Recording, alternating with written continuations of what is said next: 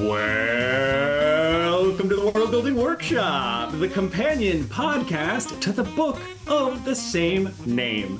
My name is Stephen Slota, and here with me is my co-author, my co-host, the person puppeteering all the bots trolling for engagement in your social media feed. Puppet bot master Trent Hergenrader. That sounds like a new age horror movie. I know. I was uncomfortable with it as it was coming out of my mouth. Fitting that I've introduced Trent as the person puppeteering all those bots, because we're going to extend the conversation that we started last time about the history of the United States and how it fits into this modern era. We're going to talk a lot about mis and disinformation and how those artifacts of the internet, although not exclusively online, have dramatically influenced the way that humans connect with one another in a way that is deeply harmful to civilization. I've been calling this our discussion about building unreality, and I've been looking forward to this for a long time. This has been one of my hobby horses since Gamergate, 2014, 2015. As somebody who was teaching future teachers about educational technology and the potential pros and cons of social media or generative AI or virtual reality, game-based learning, all these kinds of tools that incorporate online information, it became apparent that there was going to be a problem with how people filtered information, and specifically information and digital literacy. How people in our classes, how people we interact with in our families or in day-to-day life were consuming information from the broader information ecosystem, filtering that through their worldview, and then using that to make decisions about what to do in their real, actual lives. So as much as somebody says Twitter isn't real life, or Facebook isn't real life, or TikTok isn't real life, there are plenty of examples of those things actually influencing real life. So, Trent, you had talked to students about mis and disinformation as part of a course you taught a few years ago. I thought that could be a useful foundation for us to kick off and think about what were they asking about, what were the other professors you were working with talking about, and how did this sort of come together to bridge the gap between what learners, and specifically college students, were thinking about in their own social media consumption versus what you all were really worried about with respect to aiming them at good sources of information or helping them navigate the morass of social media. Yeah, well, it was what, 2 years ago in fall. It was a big class, 120 some students. The course theme is like enduring human problems or something like that. And we chose misinformation, disinformation, and propaganda. I taught a little world building unit, sort of what is the meaning of the liberal arts, and then a little world building, sort of exactly the methodology that we talk about in the book. And then I'm trying to remember what we had that year. I believe it was a sociologist, philosopher, somebody from humanities, computing and design, communication, and science, technology, and society. So those are the 5 different units. They each did a 2-week unit. So 10 weeks of the class was filled with these different perspectives. And some of the things that struck me, we didn't have a whole lot of through line other than that one misinformation, disinformation, and propaganda. But it was cool to see all these different disciplinary takes. The sociologist did his on unions and the language and sort of rhetoric around unions, especially in the 70s and 80s. Another one did visual rhetoric. Another one did sort of science, global warming or climate change sort of claims. And then in communication, it was really, again, sort of about the rhetoric of how you can phrase things in such a way in the media, in the mass media, to suggest a certain conclusion rather than others. And I think the big thing that I came away with, number one, is for all of those students who were in that class, we disrupted the idea that they are receiving sort of objective or neutral information, that there's, whether you agree with a bias or whether you disagree, right? Like, you really need to be thinking about the sources where you're getting your information, different ways of interpreting that message. And then the thing that I found sort of depressing was that there was a group who did their final project on, they had to come up with a contemporary problem and then show the ways that misinformation and disinformation had been attempted to describe that problem. And there was one group that did the assassination attempt on Donald Trump. And they were arguing that it was an actual assassination attempt and that the mainstream media was lying about it. And it was as if none of them had paid attention for 15 weeks whatsoever, not because I have my own deep suspicion about that particular event and the veracity of that particular event. But the thing that I found really disturbing was the fact that they weren't using any of the sort of critical thinking resources that we were encouraging them to use. They just kind of went with hearsay and whatever. It's like, okay, well, and this is one of the questions, like, I think that is central to this whole conversation is, if you are completely unwilling to change your mind, then how do you break through, right? Like, if you're just giving people stuff that they want to believe and they're not going to listen to anything that would discredit that, then what do we as a society do? And I don't think right now we have a great solution. I'll throw it back to you. We don't have a great solution. And I wanted to mention right off the bat a couple of things. First, the book, The Death of Expertise by Tom Nichols, is pretty central to this conversation, at least in terms of how do people form trust hierarchies. And I had mentioned last time Bob Altemeyer's book, The Authoritarians, which gives sort of this broad digest of political philosophy and how different people are attracted to or repulsed by different kinds of politics. And those two things working in tandem in the age of the internet, where information is so siloed, it allows you to construct an edifice of trust or hierarchical thinking that is impenetrable, effectively impenetrable to anyone who disagrees with your worldview. And there's this truism that you and I kick around with some of our friends in our Slack group, this notion that humans are infinitely persuadable of what we want to believe, which I can't find anyone who specifically has said this out loud in that way. But it is quite similar to something Blaise Pascal had said. People are almost invariably going to arrive at their beliefs not on the basis of proof, but on the basis of what they find attractive. And so it's the same basic argument that some combination of motivated reasoning and cognitive anchoring and selective exposure just grabs onto your lizard brain and keeps you in that bubble as much as possible. And I say this knowing that this is a fault of the human brain. Everybody experiences this to some extent. It is uncomfortable to live with cognitive dissonance. And so the easiest thing to do is reject the dissonance or reject the thing causing the dissonance and settle back into whatever your confirmation bias agrees with.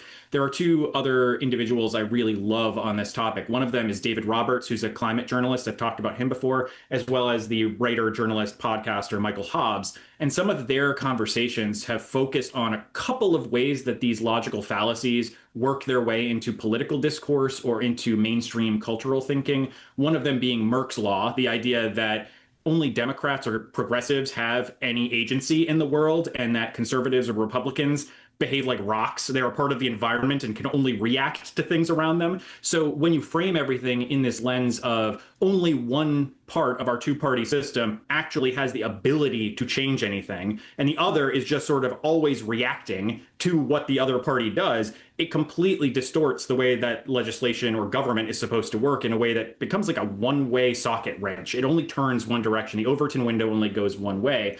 The other one that they talk a lot about is Wilhoit's law, which is there must be in-groups whom the law protects but does not bind, alongside out-groups who the law binds but does not protect. And those two things operating in parallel with one another do a lot of the heavy lifting to explain why discourse is so bad right now, which we've talked about previously, not just in the context of the United States, but globally. The information ecosystem is just a huge mess.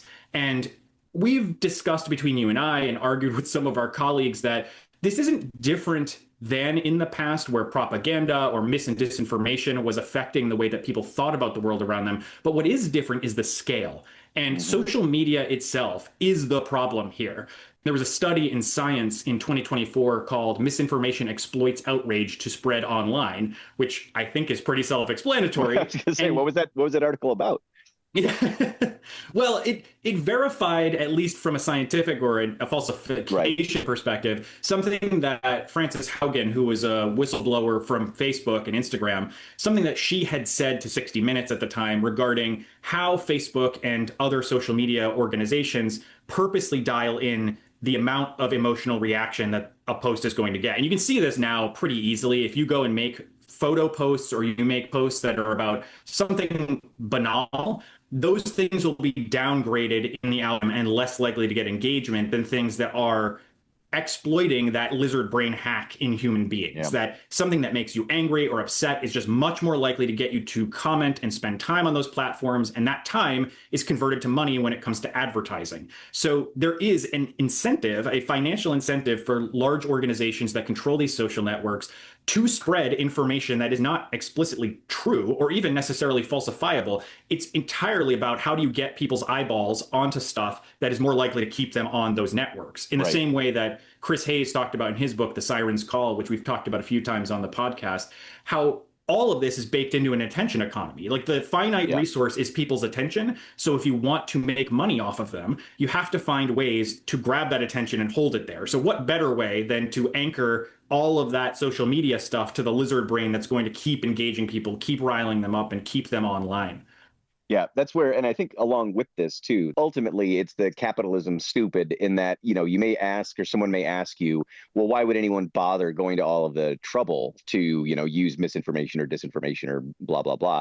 And of course, there's the supervillain kind of, we want to mind control everyone. But I actually think what happens in most of these cases is that we've got this hyper-capitalistic system where the point is to always make money off other people. And if that's the logic, then you want to give people the stuff that keeps them coming back and keeps them engaged.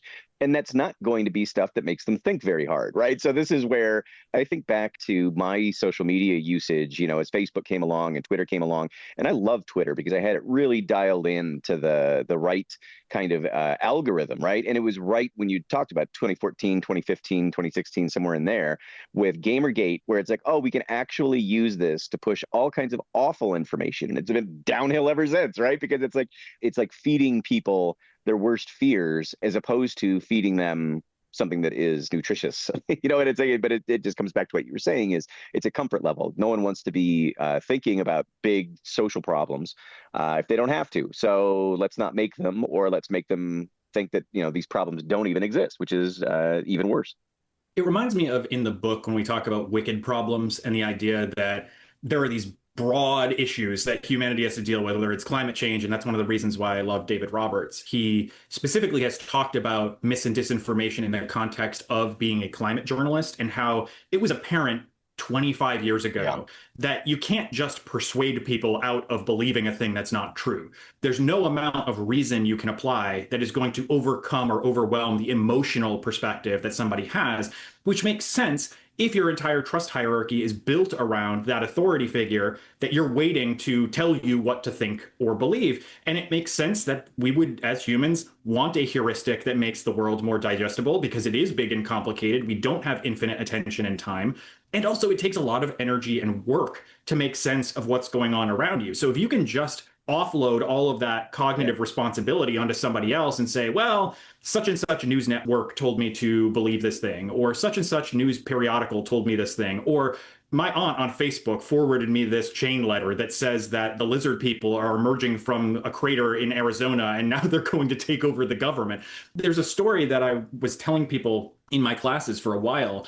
After I'd given a keynote presentation at a conference, I was being driven back to the airport by some kind of limo service. And the guy who was driving the car Humble brag. Yeah, humble brag. The guy who was driving the car asked me some questions about what I did for work and what I thought about such and such topic and whatever. And it eventually steered into this strange place where he started asking me what I knew about BlackRock, the company BlackRock. And then that steered into, well, all the people who control BlackRock. And eventually got to the point where I was kind of feigning ignorance of these things because I could tell that this was going to go in a direction that was not productive. Or super productive, right? For your entertainment. Or super productive, given, my desire to be entertained by this. But he ended up telling me about the three popes, and that there's the white pope, the black pope, and the gray pope, and that they represent three different global societies that are constantly at war and have been warring with one another for hundreds of years. And eventually this worked its way back to we're all being controlled by lizard people who are actively trying to set up the globalist order in this particular way that's going to enslave humanity. I always look at that as being both simultaneously obtuse and absurd to anyone on its face, anyone who's dealing in reality, but also thinking about this person who is driving me to the airport. Not only does he have my life in his hands because he's literally driving me on the highway, but also this person gets to vote the same way I do. This person has the ability to influence his community the same way that I do. And the information he's trading in is obviously insane. Yeah. And how does somebody get to the point where they start believing things that are so facially untrue, unreal, things that you couldn't possibly come to believe if you were well versed in science or information literacy, digital literacy. And so much of it is just the algorithms pushing people toward these more and more radical perspectives.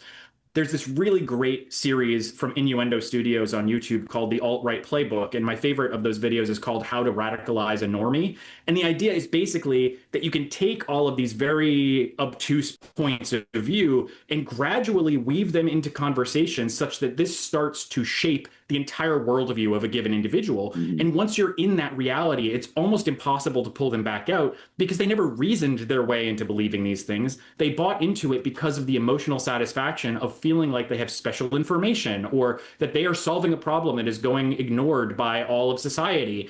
When you're empowered in that way, by somebody telling you you are very smart, you are very critical, you are thinking about things in a dynamic, innovative way, that becomes a self-reinforcing treadmill that's going to cause you to dive deeper and deeper and deeper. And that's exactly what happened with QAnon. It's exactly what happened with the pandemic COVID conspiracies.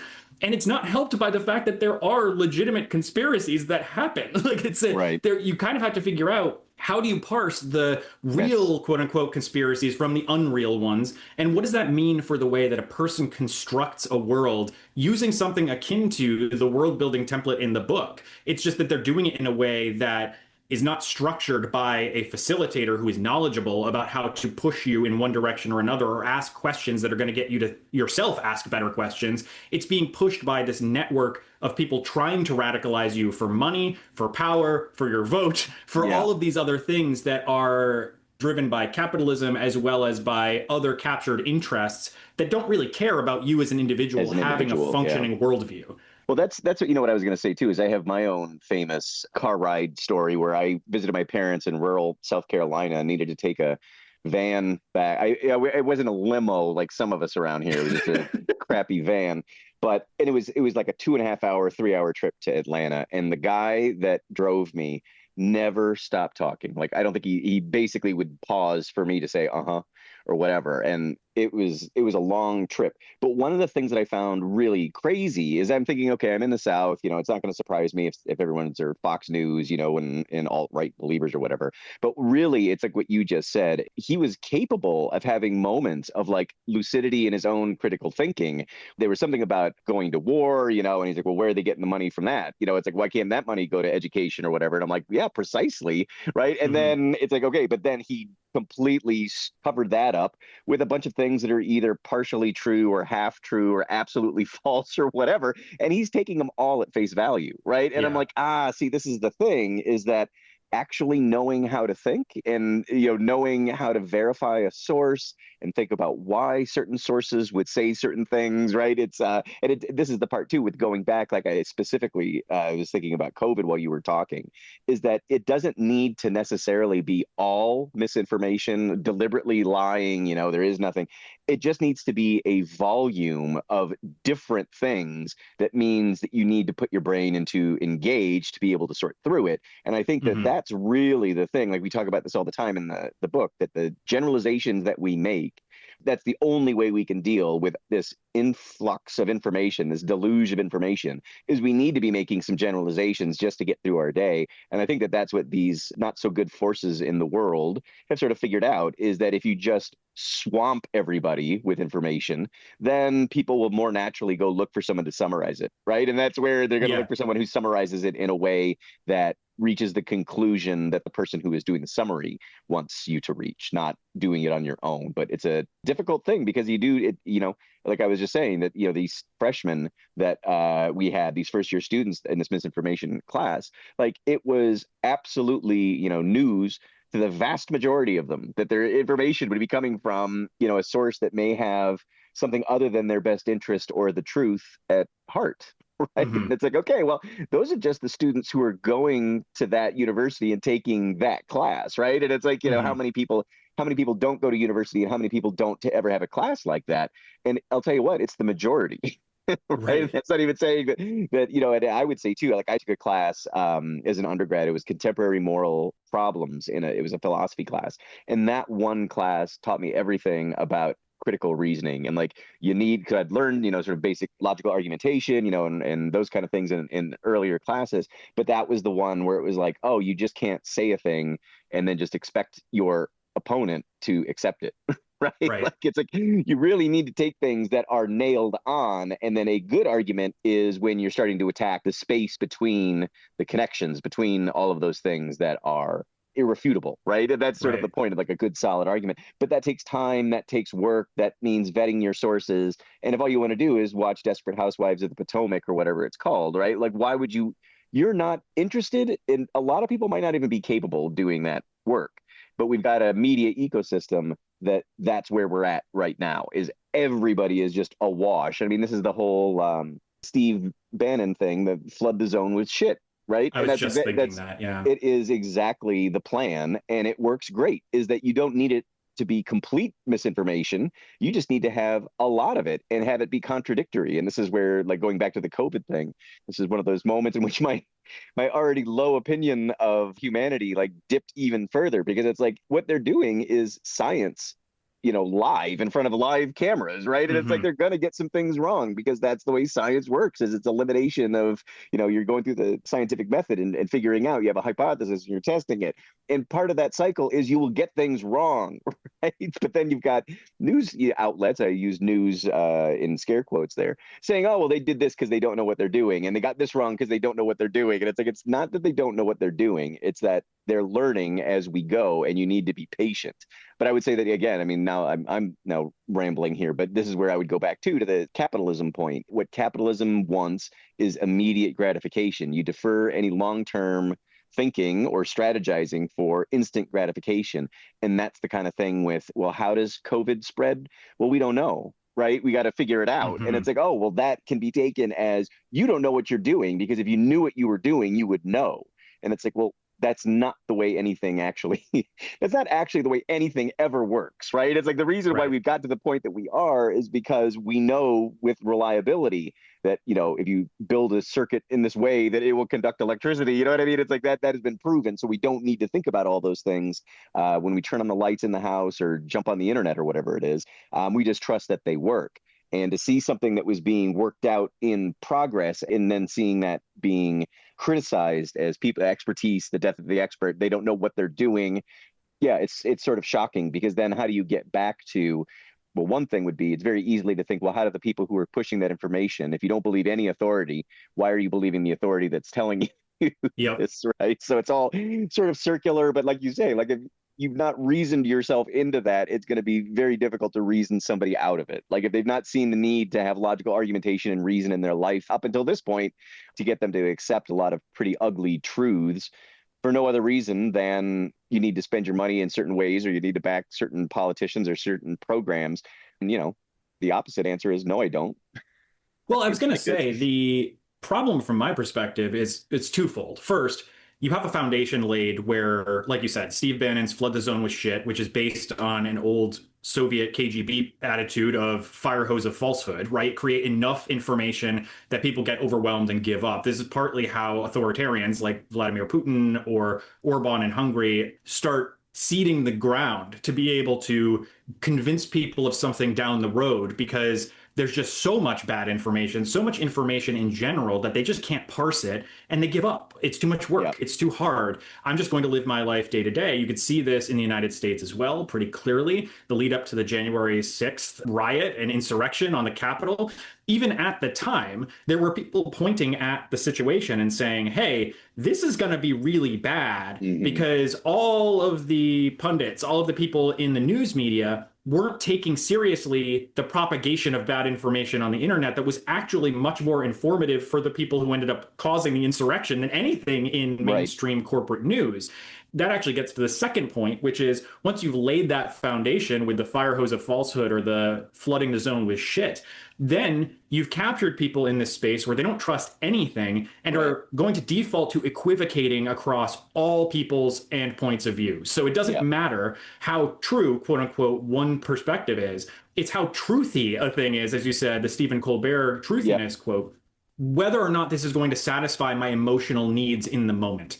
And so it doesn't result in this conversation, this back and forth in which you're debating a nuanced topic and there's some sort of fact base that everybody's operating from. You end up with a totally different set of facts from somebody else. Yeah. It's like that Kellyanne Conway alternative facts from Trump 1.0, where you're not able to make progress on persuasion because you're not able to convince the person that they are feeding off of a sewage line coming out of the media ecosystem. It's just Right. the thing that I believe has to be okay because it aligns with my priors on what it is I think the world does to operate. Therefore, I'm not going to engage critically with any of this.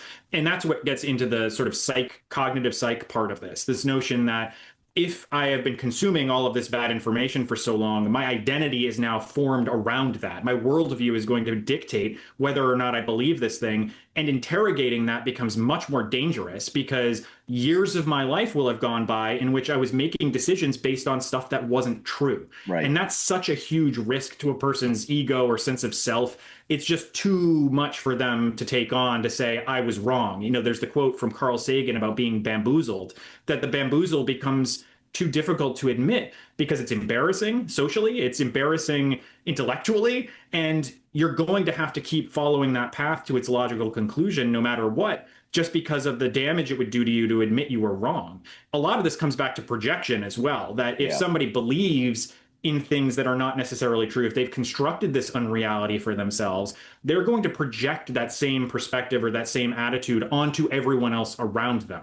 Yeah. Partly because of confirmation bias, but also because that's how they made sense of the world. Everybody else must do the same thing. It's the same reason why all politicians are equally corrupt. All institutions are equally corrupt. And if you start simplifying or reducing reality into these binaries of good, bad, or corrupt, not corrupt, it's not very far to the belief structure that nothing can ever be knowable except the things that make me happy. Yeah. And that's, I mean, even with the idea that we got, the political teams, right? So whatever my team says is what I'm going to go with, right? So I'm thinking specifically about, like, it still mystifies me today is why, the conservatives were saying COVID is a hoax, right? That's coming out of the right-wing circles.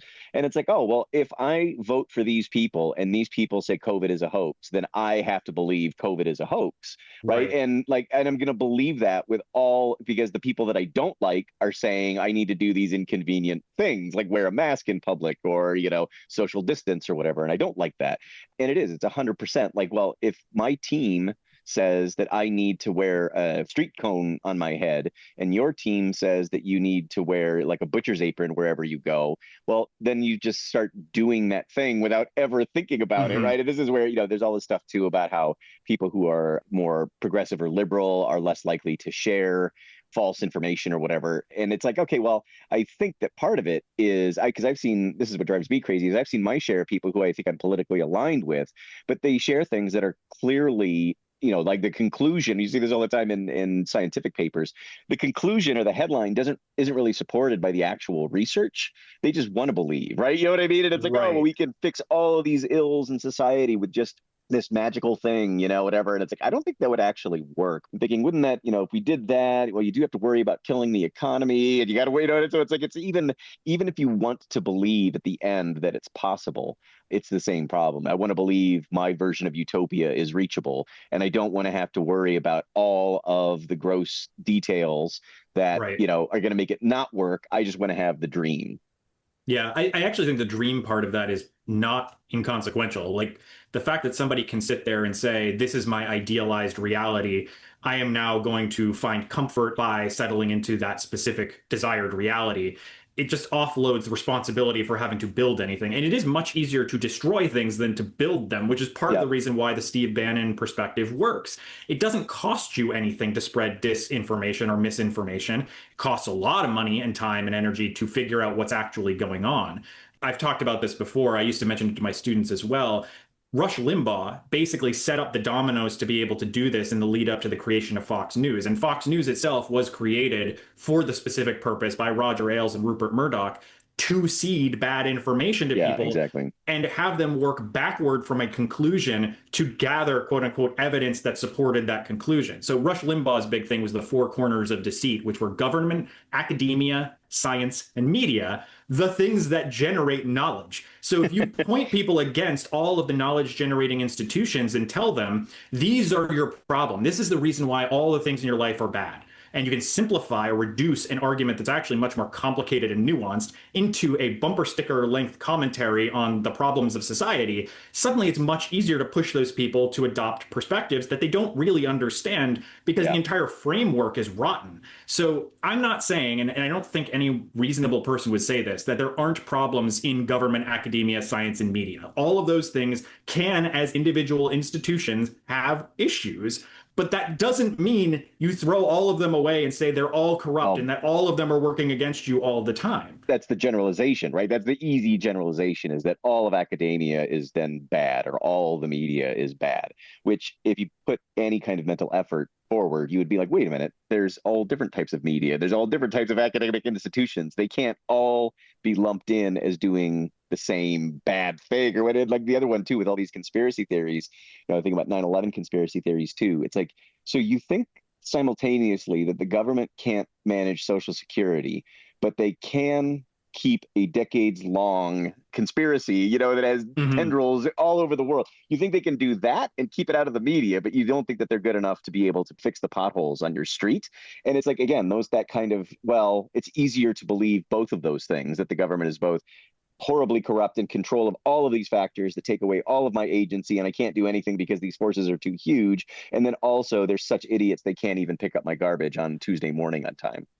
That part stresses me out a lot whenever I think about this, although it's not exclusive to the United States. And I will point out also, these problems are most pronounced in English-speaking countries, where there is sort of robust free speech as an opportunity for everybody, but has been weaponized by individuals who have recognized the power of algorithms to be able to send these messages out into the population and get them to adopt belief structures that are only really conducive to one kind of perspective, which is everything goes my way and anything that doesn't go my way is bad and wrong and cannot be assimilated into that bigger picture that I've already constructed for myself. I talked about this with my former graduate student, Andrew Cochran, in the context of communities of practice as sort of a black hole of information, or the black hole media ecosystem, where you've constructed now not just these institutions that create bad information and spill it out into reality. And keep in mind, a lot of the problem here, too, is that good information is paywalled and bad information is freely available. So it's very easy to spread false information or misinformation, disinformation, than it is to spread good journalism. So that's one component of this. But around all of that, you also get individuals building community. And it's become more pronounced over time, especially in the context of COVID, where a lot of these Facebook groups that were not ostensibly political became political over time because of the people who populated them and the kinds of messages that resonated within those communities. So you saw a lot of fitness communities, a lot of parenting communities, a lot of wellness communities, let's call it wellness, right? People who are interested in supplements or interested in alternative medicine, they start accumulating in these groups that are also skeptical of COVID. And so anti-vaxxers get in there. You get the Plandemic fake documentary that's convincing more of them that the vaccines are dangerous to you, which then eventually blurs together with the rest of these very simplified, generalized, reductive messages about how the world works, because those things are conducive to one another. That if you can take the conspiracy, the big conspiracy about COVID, and fold that into the conspiracy about government and the conspiracy about culture, whether that's Hollywood or whatever else, you can start building, like Lego pieces, this entire thing that now becomes your existence. That becomes a black hole. You cannot escape from it because the gravitational pull of those elements are too strong.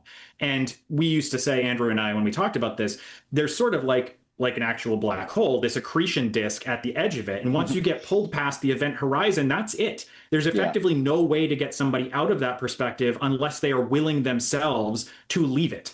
This is one of the reasons I mentioned last time that I get so frustrated with Ezra Klein and people like him who are themselves a part of the media or political ecosystem, but for some reason are completely blind to the fact that this happens. And it's not a coincidence that the political parties have reformed around education level as being one of the things that determines which party are you more likely to vote for, because the people who have the most attention, time for, care for these institutions that Limbaugh called the four corners of deceit, the knowledge generating institutions, well, those people's worldviews are all going to be informed by falsification and science. They're not going to be as informed by the emotional elements that are driving people's behavior, right, to offload the cognitive work of having to understand something. So you've now bifurcated the entire political ecosystem between people who get knowledge generating institutions in the divorce and people who don't. And the knowledge generating institutions have been replaced by these simulacra or these facsimiles that are sort of false think tank knowledge generating, in air quotes, institutions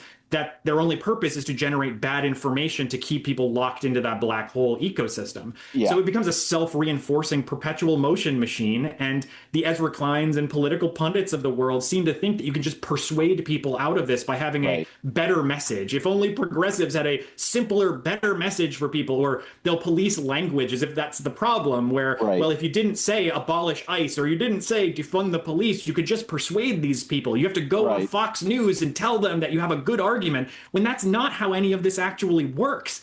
That you've siloed a group of individuals, not a small one at that, that now only believes the trusted authoritarian hierarchical partners that they have who give them this simplistic worldview that comports with how they feel. So it's very, very, very hard without some material change in their day-to-day lives to get them to understand that something is wrong, because the stuff that feels good keeps being fed to them, like Mark Zuckerberg being the candy man, handing out the candy instead of vegetables.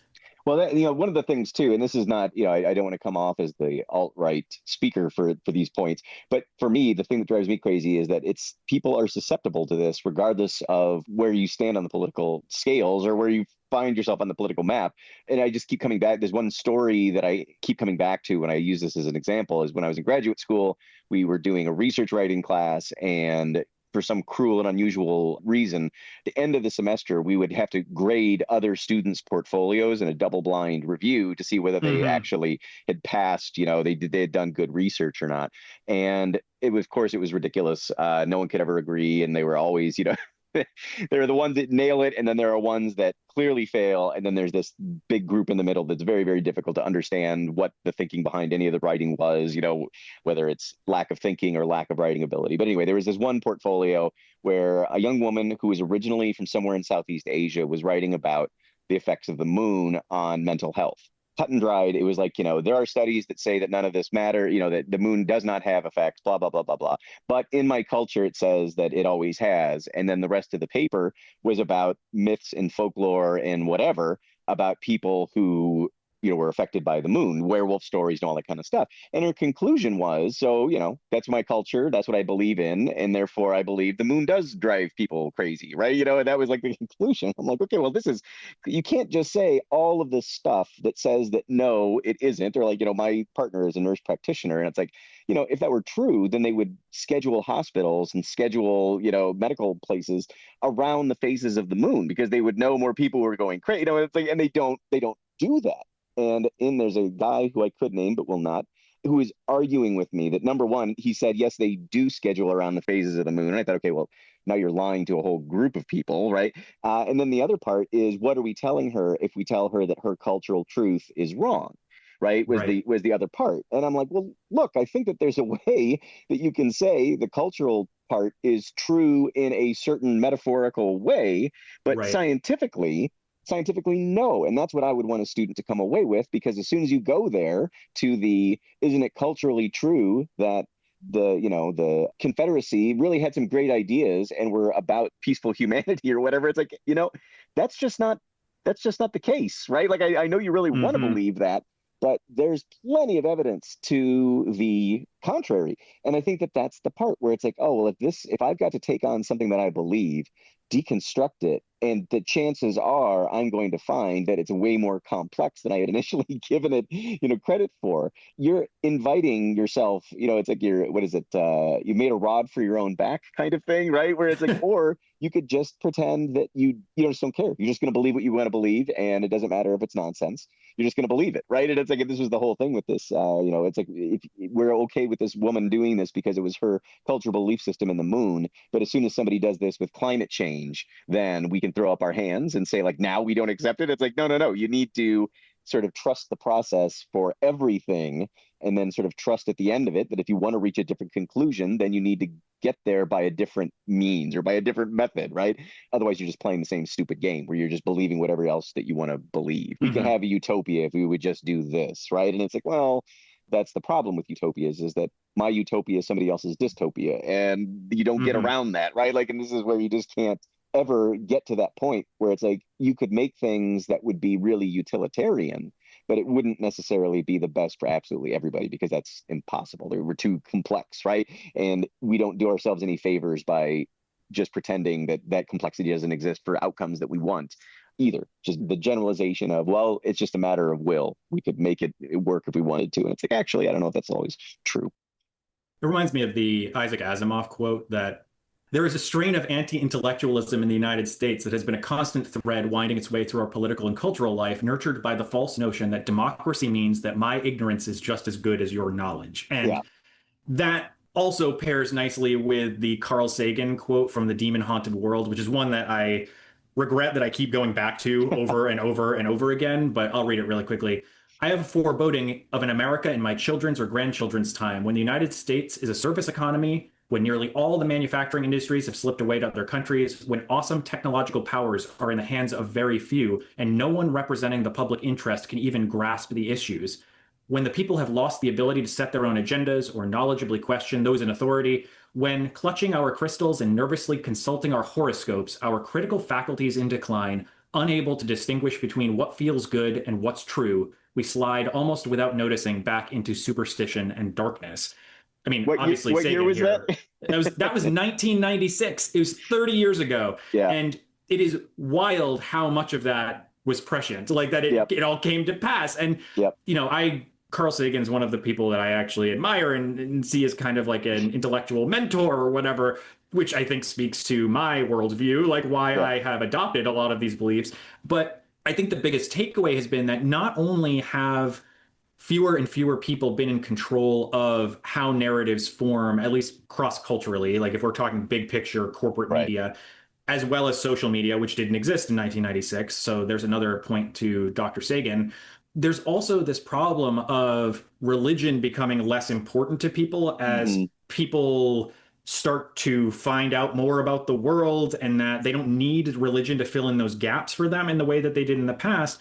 But the heuristic of religion, this idea that it simplified a complicated world in a way that was easier to comprehend for the average person, also pushed us toward these things that are sort of stand-ins for religion. They don't have falsifiable evidence associated with them, like the phases of the moon guiding whether or not hospitals work in a given way. It's just made up nonsense there to service a particular worldview, not a worldview born of somebody doing stringent, careful research about what's actually going on.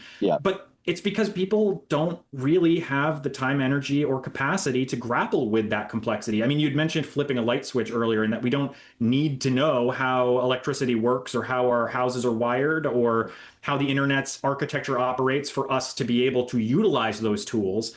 But the further and further away you get from the inception of those tools, the harder and harder it is for people to understand the world without them, or how you would recreate them in the event that you needed to. So you just kind of accept this divine creation of these things by people who knew what they were doing. And in the case of electronics or the internet, it's easy to be able to offload that because you're like, well, the thing works. But that's very different than philosophical, psychological, or other more abstract concepts where there aren't necessarily, quote unquote, right or wrong answers. Like the light switch functions as on or off. Politics and philosophy and psychology don't. You have to be able to navigate those things wisely and intelligently and creatively and critically. And at the same time all of this is happening, we're cutting the budgets for all humanities, which is how you develop the critical faculties to do this stuff. So you end up with a bunch of you end up with a bunch of STEM graduates who are great at engineering problems, but really bad at human problems. Yep, exactly. Well, then, you know what, as you're talking too, I was thinking another thing that if you could go back to me as being a 4-year-old in 1978 and show me an iPad, right? It would blow your mind, right? It would be so far beyond any other technology. Like, what do you mean? This is a screen that I can touch and it has whatever, right? or even be able to say that that is going to exist however far in your future. Well, my kids don't even think twice about it because they've always had one, right? It becomes the new normal. And I think that this happens, like, I think specifically about psychology when it's like, oh, when do you think, if you talk to somebody who's never read any Freud, it's like, well, when do you think Freud was writing, right? And they're like, 1700s, 1800s. And it's like, no, not at all, right? It's like it was first half of the 20th century. And you're thinking that that's the roots of psychology. And we just kind of take it on granted that people have always thought about that. You know what I mean? And I was thinking specifically too, I can't remember what the situation was, but somebody said, I was having a debate with somebody who wasn't, I would say, the most enlightened. And they said something about how we've always been born into the world as a blank slate. And then we get, these experiences written onto us. And I said, what's funny is that's not true at all, because the blank slate, I had actually looked this up while you were talking, John Locke's Tabula Rasa is from a 1690 essay concerning human understanding, right? So it's like, here's the thing. In 1659, nobody had ever thought of us being born as a blank slate, right? And it's like, that's because that was a phenomenal kind of, in any kind of like paradigm shifting thought or, whatever it is. The day before, nobody had ever even thought about that way of thinking about life. And then you get a year later and we cannot remember ever having not had it, right? Or never having not thought about it. And people are very, very quick to accept the way that the world works now and the conditions of the world are the same as they've ever been, as opposed to it's always churning. Sometimes people feel like it got better. Sometimes people feel it got worse, right? But this is where, if you want to make arguments about, whether the world is better off or not better off, then you need to compile your data and, make an argument, as opposed to just being like, oh, well, my grandparents had it better or whatever. And it's like, well, let's deconstruct. I mean, basically do the process in our book. Let's deconstruct that world. And why do you think that your grandparents would feel like the world was better back then? Or why is it that you feel that the world would have been better back then? And it's like, oh, because you're oversimplifying, right? You're not taking on all the complexity that they didn't think that then, right? Again, it's one of those questions of, it's just better to be like the founding fathers were the most brilliant people ever. Okay, but like, what if you think about them as flawed human individuals? And it's like, well, then you got to question, why we have any of this. And it's like, yeah, you do.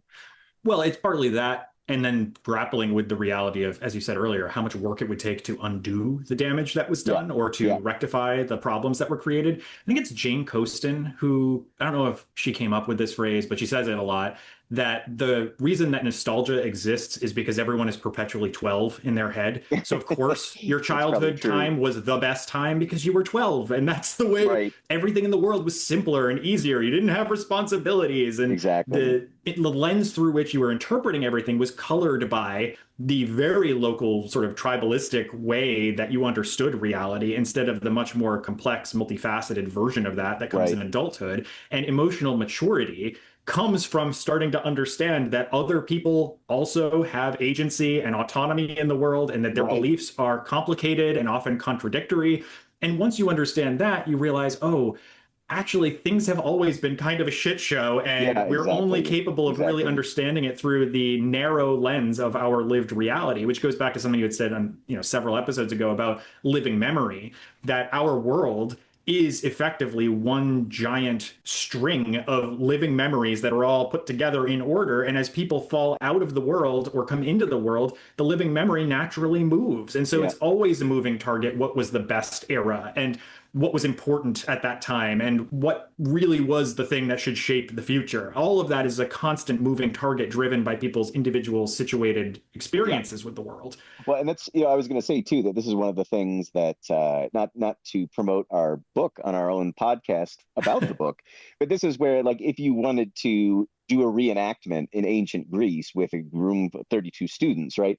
The thing that we sort of argue for in the book is, don't have it be 32 politicians and 32 aristocrats, right? Like, and I don't know off the top of my head what percentage of that society were slaves or servants or whatever. And it's like, that's how you populate the class, right? Because it's like, this is, well, if I'd been living in Rome, of course I would have been aristocrat. Of course I would have been. It's like, well, no, statistically, you probably would have been, an indentured servant at the best, so that's another way of being able to look in the past. Or, the other thing too is when I was just talking about this with another friend, we knew somebody who's pregnant. And it's like, yeah, the history of childbirth and the risk and the infant mortality and the mother's mortality, that is a relatively recent advance as well, that moms and babies, generally in the developed world, survive the birthing process. And it's like, you can go back 200 years and that would not have been the case, right? So is it, did they really, was it all that great back then, with our grandparents or our great great grandparents? It's like, well, it's convenient because no one's around to tell you that it wasn't that great, and it also, I think it makes people then just be like, oh, well, everything we're doing now is just screwing things up, where they really had it down back then. But, of course, that's just another generalization that isn't true. If you don't mind me ranting here, because I was going to say, I can't remember, and I got to go dig this up. There was an article that I read once that was saying that the basis for like late 20th, early 21st century conservatism, that the New Deal, there's so much stuff in our society today that we can point to the New Deal and be like, that was a massive help. Like this built our society, and it was a massive government project, right? That is damaging to the conservative mindset that the government can never get anything right, and we shouldn't allow them to build anything because all they do is screw it up. And then when you got Johnson's The Great Society, which was all of these different social programs, and then that's where we got inner city projects, and other things that turned out to be pretty bad when the government tries to intervene, right, in terms of large scale government programs or whatever. But this is what I always find amusing about this, is all of that is packaged together as, yeah, the New Deal was great, but that's too far gone and we can't do that anymore. The closest thing we have was the Great Society, which, look how bad all of this stuff turned out.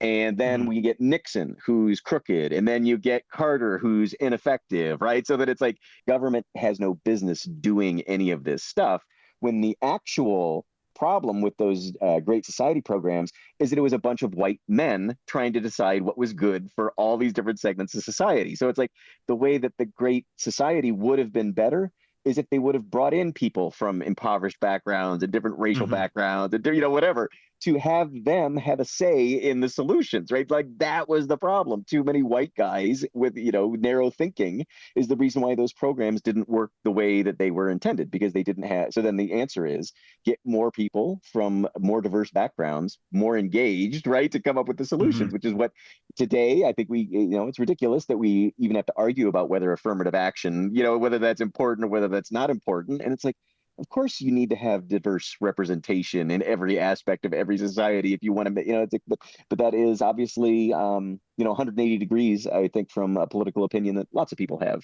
today, right? Where it's like, oh, well, no, I've just always understood that the government is corrupt, always understood that the government can't get anything right. So why would it ever be able to? Right. And it's like, okay, but it's a very simplistic way of looking at things. The main issue is the pairing of people being persuaded because of motivated reasoning and confirmation bias, plus the fact that there are people who understand that and are trying to take advantage of it. Yeah. And it's easy for us to be able to say that this is only in the realm of politics, right? It's very easy to point to examples in politics, but it's not. It's across all of the structures and substructures in the world building template, that there are cultural conspiracies and mis and disinformation examples. There are social ones. There are economic ones, right? The notion of trickle-down economics is a really good example of this economic model that doesn't actually make any sense, but has become so ingrained in the heuristic for what you're talking about with government function that it's very difficult to disaggregate those things and be able to say, well, this economic story is convenient for one particular kind of person who happens to be very wealthy. It's not convenient for everybody else, right? It controls the media, right? So right. Well, and that gets to Chomsky's manufactured consent, right? This notion that if you can capture these different knowledge generating organizations, or can at least knock them off balance by creating the fire hose of falsehood, then it becomes easier to manipulate people into the belief structure you need them to have because it makes you wealthier or more powerful or whatever.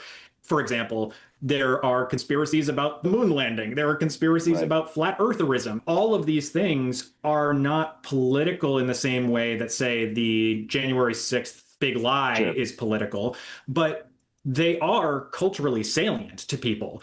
And the real question you have to get at is, why are those culturally salient to people? How are they socially being distributed? And what can be done to better Right. inform people Right. so they don't fall down the rabbit hole that's going to cause them to believe a bunch of stuff that's non-falsifiable or just abjectly incorrect?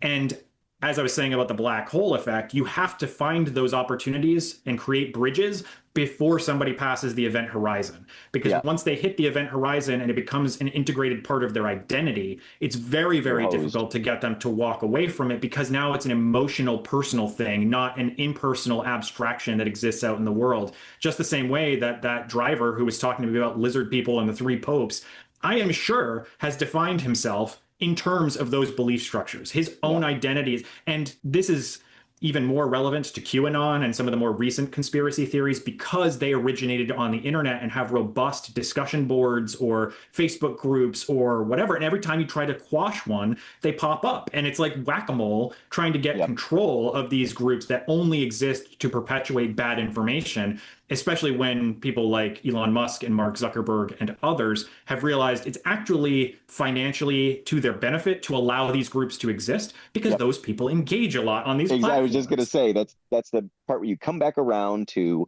well, why is it in anybody's benefit to like have the moon landing, not be true? And it's like, okay, well, number one, you are destabilizing a narrative that is the government can successfully have a big project, right? The government would Mhm. rather brainwash everybody than actually have a project that worked, right? But on the other hand, it's like the bigger point is, if that cost millionaires money for some reason, then they would stop it.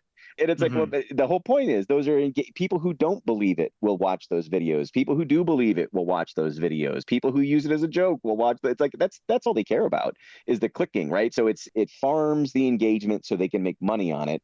I think we've talked about this before, but I think that the real nefarious part of all of this with social media is the speed and the range, right? In which, if you were in a big city back in the 19th to early 20th century, if you were in a big city, you got your morning edition paper and then your evening edition paper, and that was it, Mhm. right? And like, how much could one person really read the entire thing cover to cover, both things every single day, right?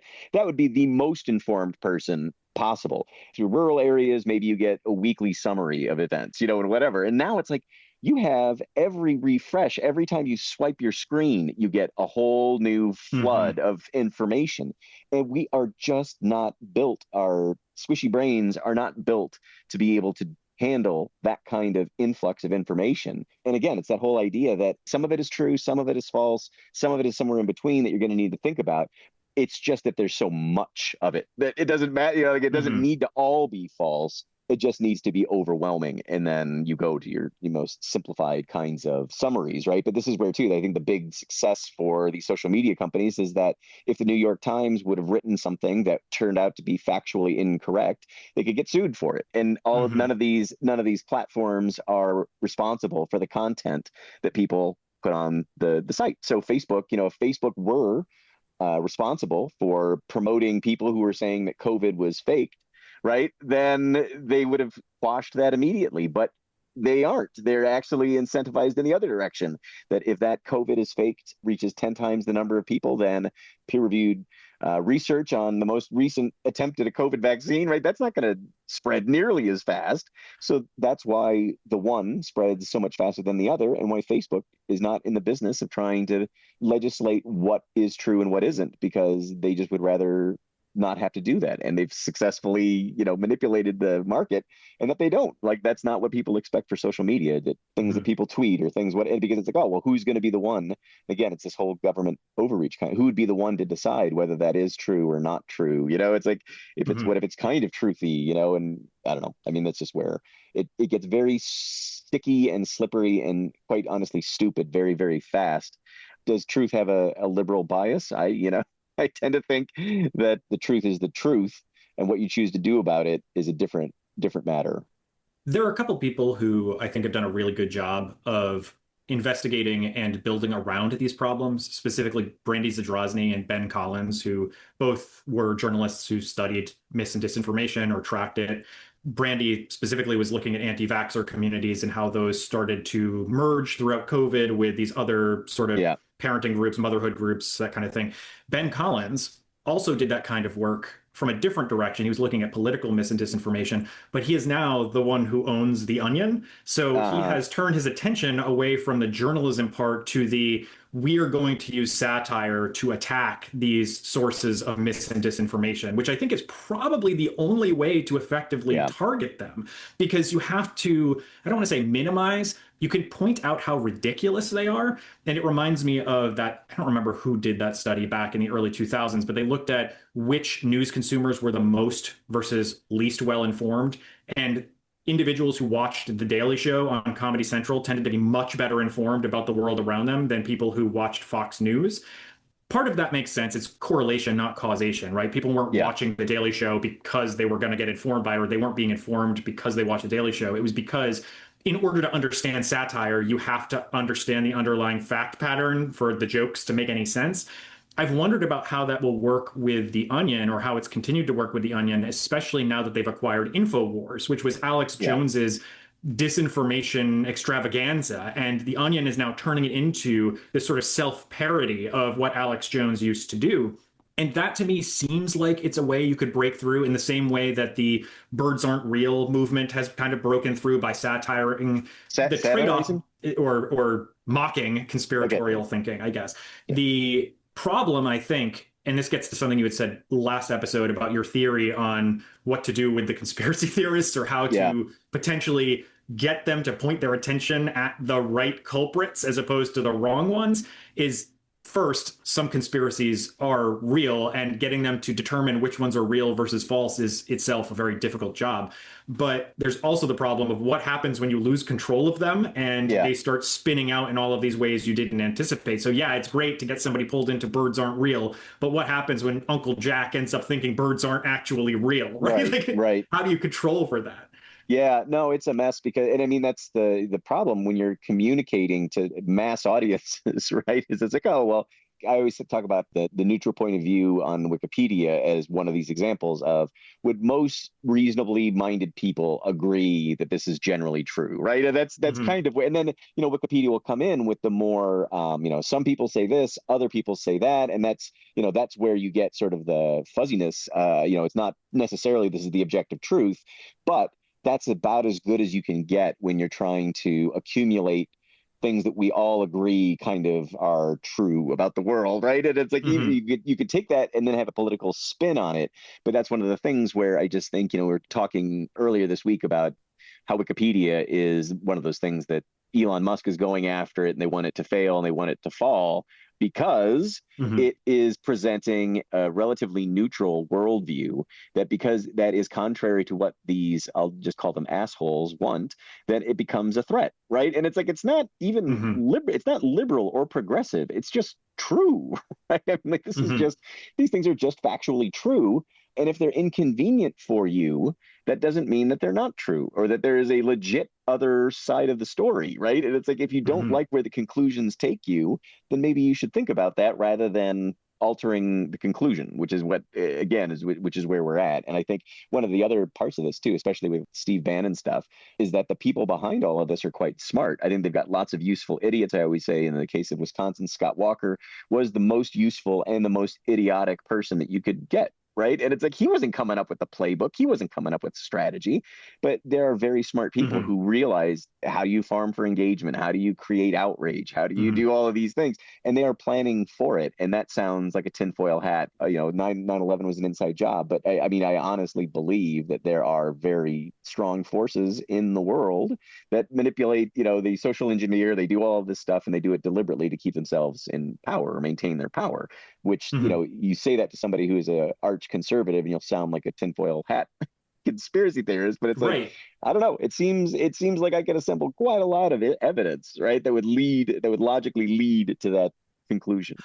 Well, the only place that seems to still litigate any of that is the court system. And as you were talking, I kept thinking about the fact that Fox News's old motto used to be fair and balanced, as if they were presenting both sides in a way that wasn't being represented in other corporate media, which was always an absurd, false claim. But You then compare that to the factual record in the court cases where they've had to settle with individuals or organizations, like in the wake of January 6th, having to settle for nearly $1 billion after having lied about Dominion voting machines, and Right. how they used to say in court that no reasonable person would take anything said on Fox News at face value because it is an entertainment company, not a Right. news organization. But the people who are consuming that information, the people who watched Tucker Carlson, they don't know that in court Fox News was arguing that no reasonable person would ever listen to Tucker Carlson, that he's performing a character, in the same way that Alex Jones in the lawsuit about Sandy Yeah. Hook was saying that it's a character. He's just performing a character. It's not up to him whether or not people believe the things he's saying. And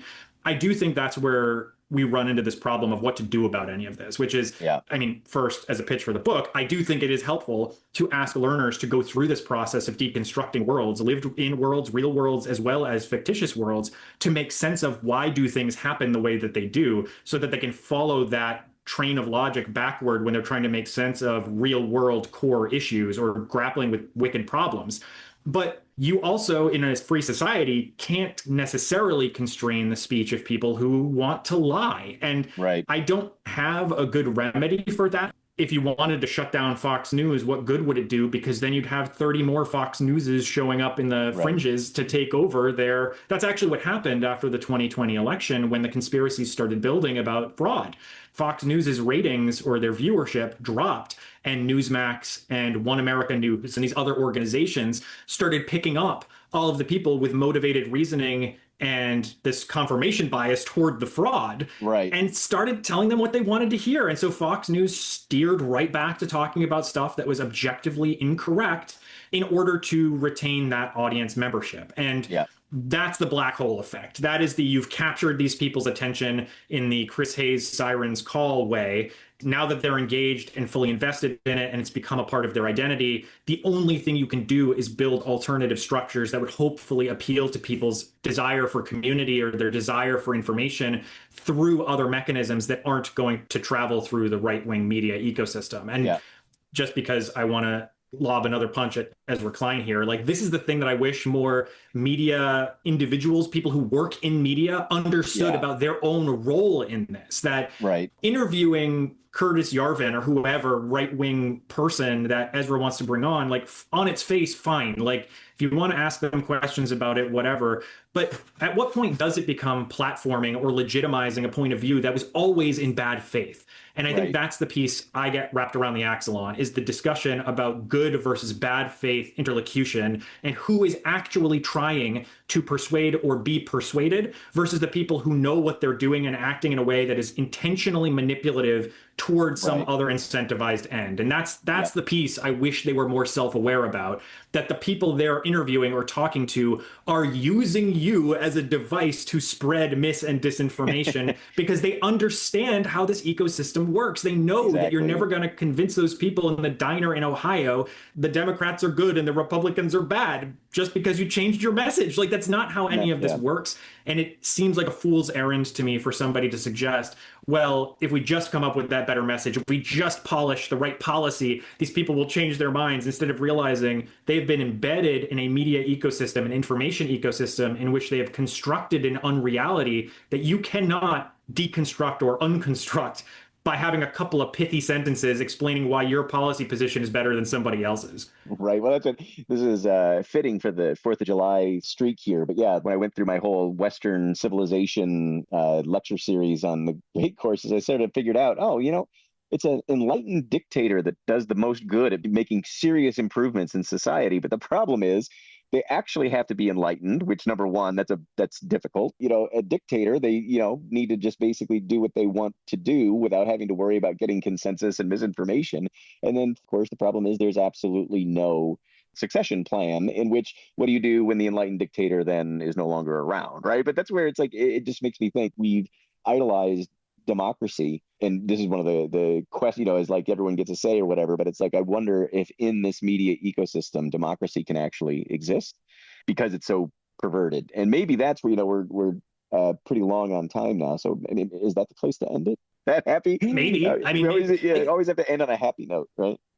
It's also really important to note that this is asymmetrical. Like, as much as it sounds like we're just bagging on conservatives through all of this, it's because there is a genuine manufactured outrage machine that exists 24/7. That's entire function is to spread false information to people in a way that does not exist on the left, although the right will argue and project onto the left that this is the case. They'll say, well, you have the ACLU and you've taken over all the universities and you control Hollywood and you control this, that, and the other thing. But the problem is those institutions were not designed by billionaires to produce the outcome that they produce. Right. They're knowledge generating institutions engaged in an epistemological project about understanding how the world works. It's not the same thing to say, well, I made up my own facts that are as good as your facts.